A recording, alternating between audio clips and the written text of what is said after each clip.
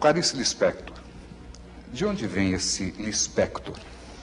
Eu não sei, eu perguntei, é um nome latino, né? E eu perguntei ao meu pai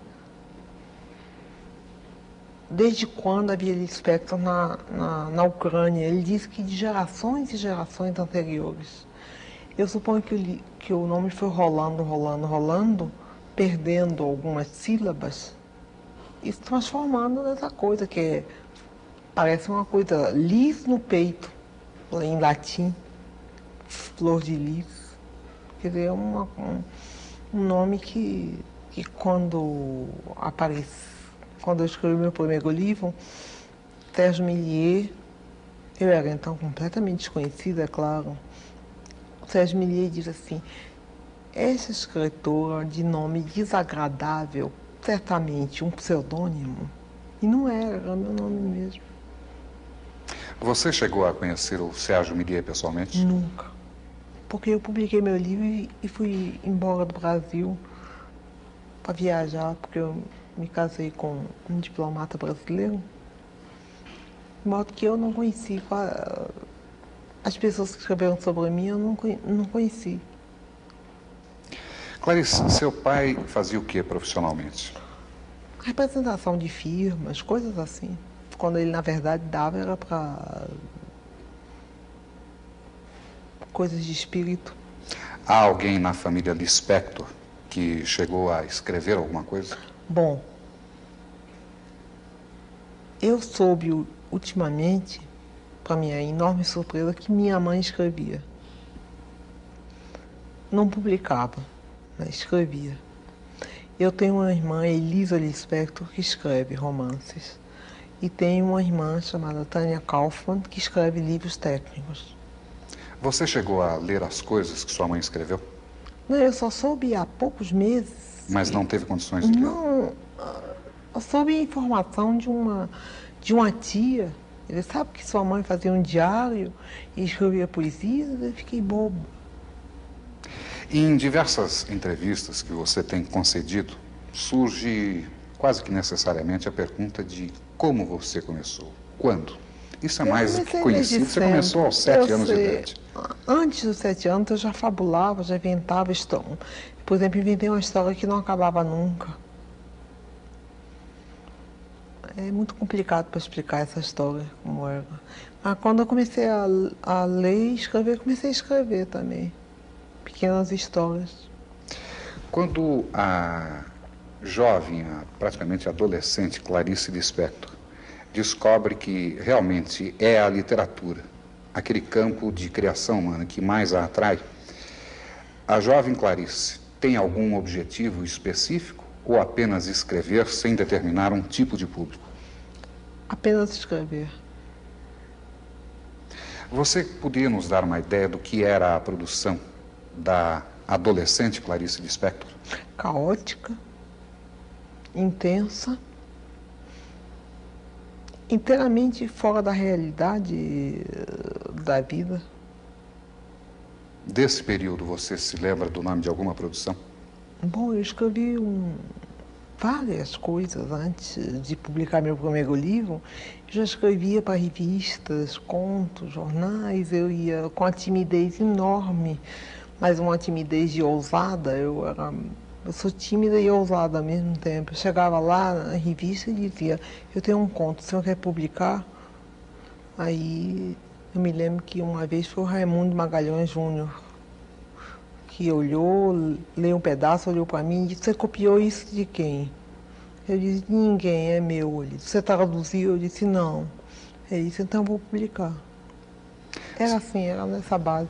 Você publicava essas obras em quais publicações? Ah, não me lembro. Jornais, revistas.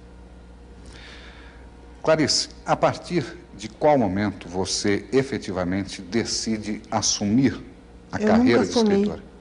Eu nunca assumi. Por quê? Eu não sou uma profissional, eu só escrevo quando eu quero. Eu sou uma amadora e faço questão de continuar a ser amadora. Profissional é aquele que tem uma obrigação consigo mesmo de escrever. Ou então com o outro, em relação ao outro.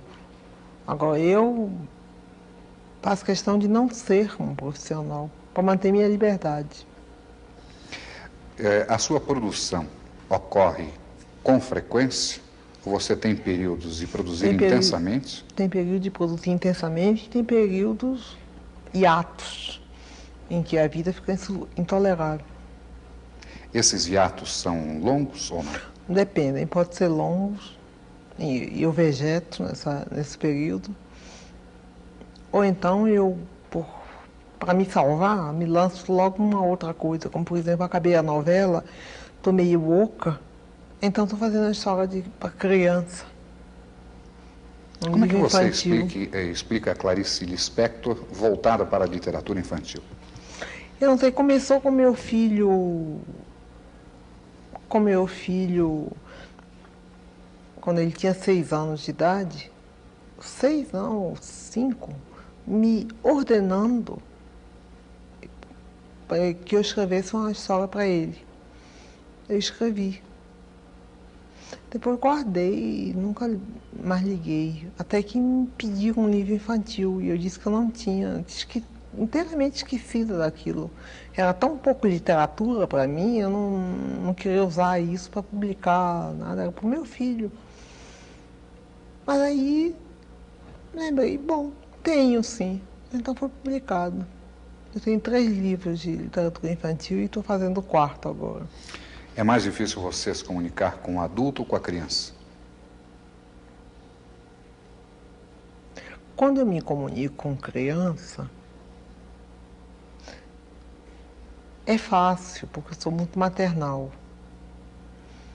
Quando eu comunico com adulto, na verdade estou me comunicando com o mais secreto de mim mesma. Aí é difícil, né? O adulto é sempre solitário? O adulto é triste e solitário, né? E a criança? A criança tem a fantasia, né, solta. A partir de que momento, de acordo com a escritora, o ser humano vai se transformando em triste e solitário?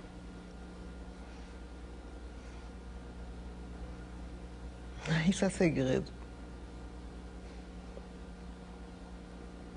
Desculpa, não vou responder. A qualquer momento da vida, basta um choque um pouco inesperado e isso acontece. Mas eu não sou solitária, não, tenho muitos amigos. E só estou triste hoje porque estou cansada. De modo geral, eu sou alegre.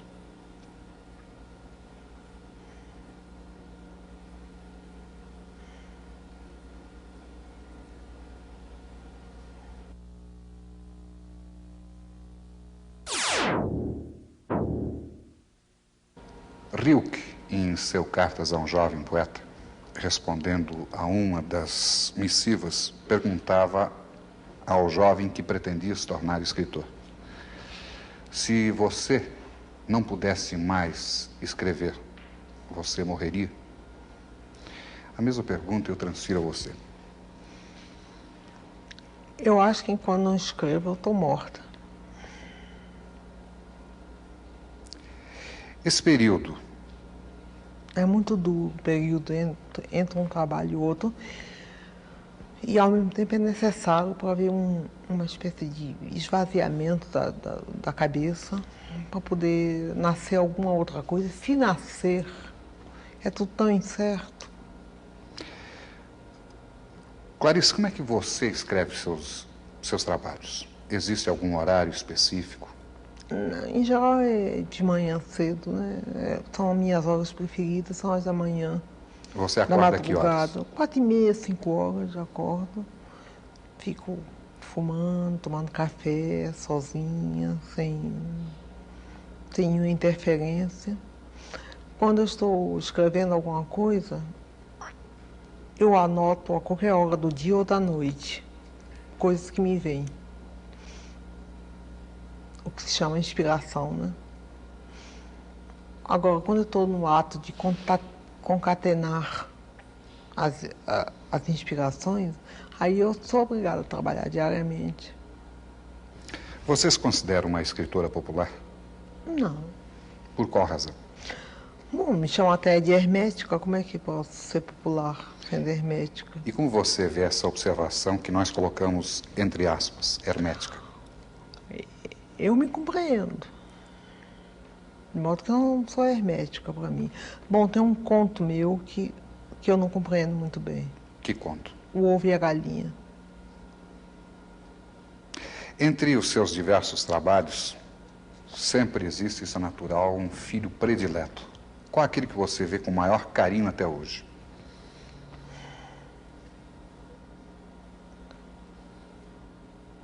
O ovo e a galinha, que é um mistério para mim.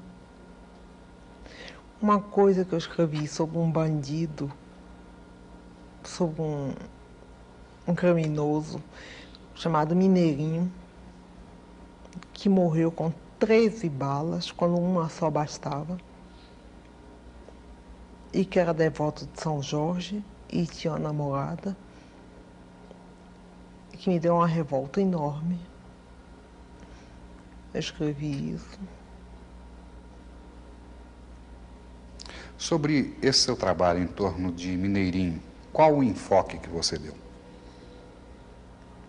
Eu não me lembro muito bem, já foi há bastante tempo. Qualquer coisa assim, com o primeiro tiro me espanta, o segundo tiro, não sei o que, o terceiro tiro, coisa. O 12º me atinge, o 13º sou eu. Eu me transformei no Mineirinho, massacrado pela polícia. Qualquer que tivesse sido o crime dele, uma bala bastava. O resto era vontade de matar. Era prepotência. Em que medida o trabalho de Clarice Lispector, no caso específico de Mineirinho, pode alterar a ordem das coisas? Não altera em nada.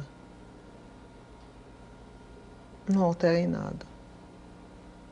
Eu escrevo sem esperança que eu escreva altere qualquer coisa. Não altera em nada. Então, por que continuar escrevendo, Clarice? E eu sei.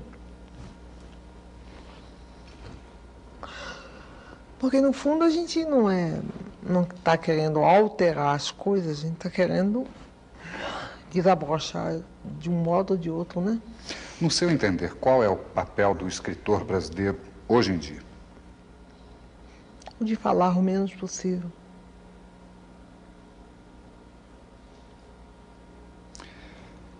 Você tem mantido contato com outros escritores brasileiros? Eventualmente. E mesmo, acredito, latino-americanos. Latino-americano. Quais aqueles que você acredita serem os mais significativos desse tempo atual? Eu prefiro não citar nomes porque eu vou esquecer alguns e vai ofender, vai ferir. Assim eu não cito ninguém. Mas aquele que a toque mais de perto, que lhe diga mais intensamente. Não falar nada. Antes de nós entrarmos aqui no estúdio, você me dizia que está começando um novo trabalho agora, uma novela. Não, eu acabei a novela. Que novela é essa, Clarice? História de uma moça tão pobre que só comia cachorro quente. Mas a história não é isso só, não. A história é de uma inocência pisada, de uma miséria anônima. O cenário dessa novela é em É Rio de Janeiro, mas o personagem é nordestino, é de Alagoas. Onde é que você foi buscar dentro de si mesma? Eu morei em Recife. Eu morei no Nordeste, eu me criei no Nordeste. E depois, no Rio de Janeiro, tem uma feira dos nordestinos, no Campo São Cristóvão, e uma vez eu fui lá. E peguei o ar meio perdido do nordestino no Rio de Janeiro. Daí começou a nascer a ideia de um... Depois eu fui a uma cartomante e imaginei, amigos, várias coisas boas que iam me acontecer, e imaginei, quando tomei o táxi de volta, que seria muito engraçado se um táxi me pegasse, me atropelasse e eu morresse depois de ter ouvido todas essas coisas boas. Então daí foi nascendo também a trama da história. Qual o nome da heroína da novela? Não quero dizer, é segredo. E o nome da novela, você poderia revelar? 13 nomes, 13 títulos. Você entra em contato, eu acredito que com frequência, com jovens estudantes universitários? De vez em quando me procuram, mas eles têm muito assim, medo de me atrapalhar. Eles têm muito medo de que eu não receba. Por qual razão? Eu não sei por quê. Mas aqueles que conseguem ou romper a Aí timidez, ficam perfeitamente à vontade comigo e tomam um café comigo e entram na minha casa e eu recebo como amigo. normalmente o contato do jovem estudante com você revela que tipo de preocupação? Revela uma coisa surpreendente, é que eles estão na minha. O que significa estar na sua? É que eu penso às vezes que eu estou isolada e quando eu vejo estou tendo um universitário, gente muito jovem, que está completamente ao meu lado. Aí me espanta e é gratificante, né? Nós ouvimos com frequência de que as novas gerações pouco leem no Brasil. Você confirma isso? Bom, os universitários são obrigados a ler porque impõem a ele a obra, né? Agora eu não estou a par dos outros. De seus trabalhos, qual aquele que você acredita que mais atinja o público jovem? Depende inteiramente. Por exemplo, o meu livro A Paixão Segundo GH, um professor de português do Pedro II veio lá em casa e disse que leu 4 vezes o livro e não sabe do que se trata. No dia seguinte, uma jovem de 17 anos, universitária, disse que este livro é o livro de cabeceira dela. Quer dizer, não dá para entender. Isso aconteceu em relação a outros de seus trabalhos? Também em relação a outros meus trabalhos. Qual que você Ou se lembra toca agora? ou não toca. Ou, quer dizer, suponho que me entender não é uma questão de inteligência, e sim de sentir, de entrar em contato. Tanto que o professor de português e literatura, devia ser o mais apto a me entender, não me entendia. E a moça de 17 anos lia e relia o livro. Parece que eu ganho na releitura, né, o que é um alívio. Você acredita que essa dificuldade é própria para apenas algumas camadas de nosso tempo e com novas gerações ela será entendida de imediato ou continuará? Não tenho a menor ideia. Não tenho a menor ideia. Eu sei que antes ninguém me entendia, agora me entendem. Aqui que você atribui isso? Eu acho que tudo mudou, porque eu não mudei, não. O que teria mudado, não fiz, Clarice? que eu saiba, eu não fiz concessões. Mas o que teria mudado nas pessoas que as levassem a compreender o seu trabalho? Eu realmente não sei. É uma pergunta que eu faço a você, porque eu não sei responder. Você discute muito com a Clarice Lispector, escritora? Não. Eu me deixo ser. E convivem em paz? Às vezes não em paz, mas... Normalmente, que tipo de problema a Clarice Lispector, escritora, traz a você?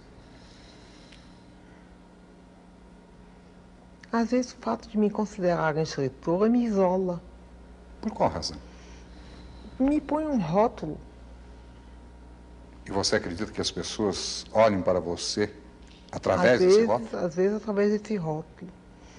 Tudo que eu digo é a maior bobagem, então é considerada como uma coisa linda ou uma coisa boba, tudo na base de ser escritora.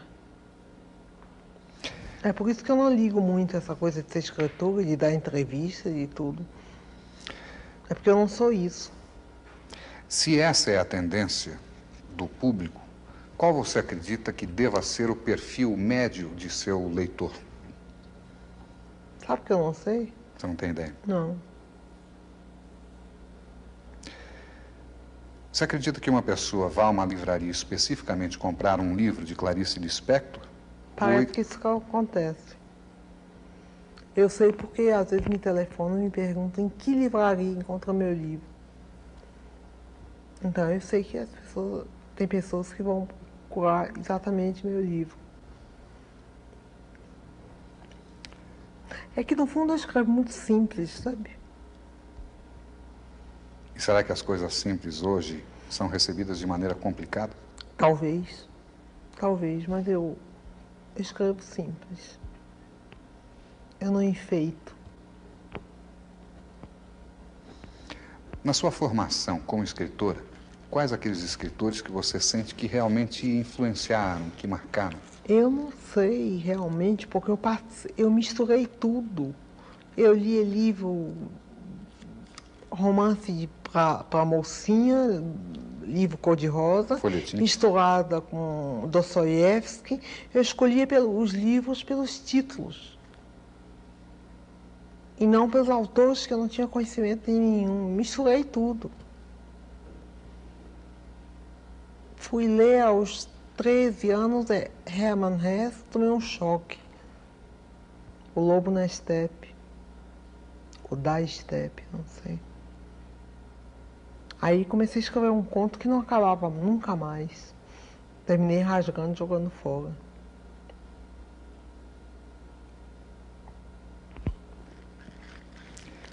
Isso acontece ainda agora de você produzir alguma coisa e rasgar? Eu deixo de lado ou rasgo. Não, eu rasgo, sim. É produto de reflexão ou uma emoção Raiva, instantânea? um pouco de raiva. Com quem? Comigo mesmo. Por que, Clarice? Sei lá, eu tô meio cansada Do quê? de mim mesmo. Mas você não renasce e se renova a cada trabalho novo? Bom, agora eu morri. Vamos ver se eu renasço de novo. Por enquanto eu tô morta. Tô falando de meu túmulo.